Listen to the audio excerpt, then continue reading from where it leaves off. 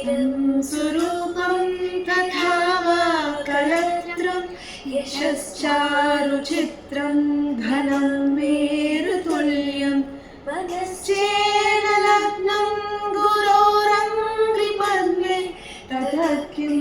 ततः किं ततः किं ततः किं कलत्रं घनं पुत्रपौत्रादि सर्वं गृहं बान्धवा सर्वमेताधिजातं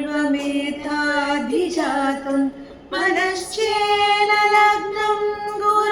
गुरोरङ्घ्रिपद्मे ततः किं ततः किं ततः किं ततः किं षडङ्गादिवेदो मुखे शास्त्रविद्या कविद्यादिगन्ध्यं सुपद्यं करोति मनश्चेन लग्नं गुरोरङ्घ्रिपद्मे ततः किं ततः किं ततः किं ततः किं विदेशेषु मान्या स्वदेशेषु धन्या सदाचारवृद्धेषु मद्दोनतान्य मनश्चेन लग्नं गुरोरङ्घ्रिपद्मे ततः किं ततः किं ततः किं ततः किं क्षमामण्डले भूपभूपालवृन्दै सदा सेवितं न्यस्य पादानवृन्दं मनश्चेन लग्नं गुरोरङ्घ्रिपद्मे ततः किं ततः किं ततः किं ततः किं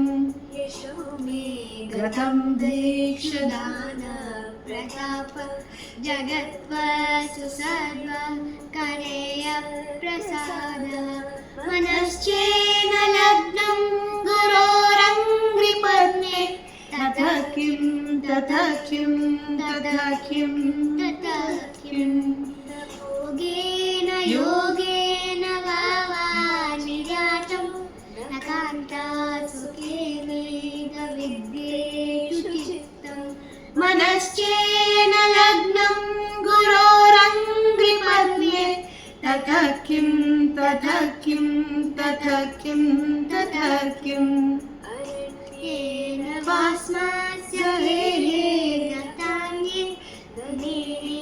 मनोवर्त्यके त्वनर्घे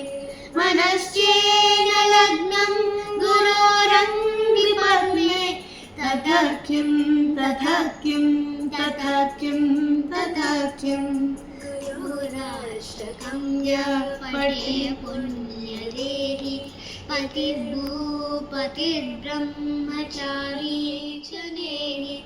पतिर्वाचिजातं परब्रह्म संज्ञं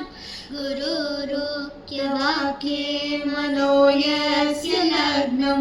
गुरुरुक्तवाक्ये मनो यस्य लग्नं गुरुरुक्तवाक्ये